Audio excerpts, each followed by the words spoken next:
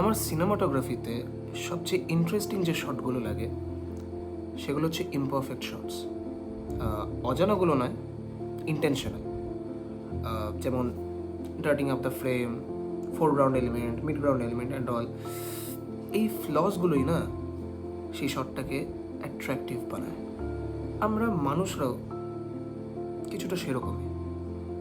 Floss আর what attracts people the most. আমি আগে ভাবতাম for me to be likeable I have to be perfect in everything, which is good. But আমি আগে যে জিনিসগুলোকে ডিসপাইজ করতাম সব থেকে বেশি, আমার লাইফের এই প্রান্তে এসে ঠিক সেই জিনিসগুলোই আমাকে আরও আঁকড়ে ধরে বসেছে। না, আমি এটা বলছি না যে সেটা আমাকে অ্যাট্রাকটিভ বানাচ্ছে কি না, সেটা সম্পূর্ণ সাবজেক্টিভ।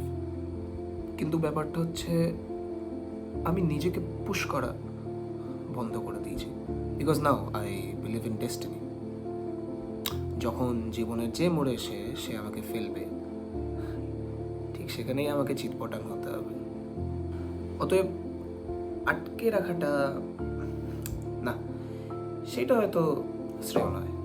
এখন আমার 20 বছর বয়স, হয়তো বয়সের সাথে সাথে পিওভিটাও পাল্টাবে, কিন্তু ফ্লস মানুষকে বিগড়ায় না।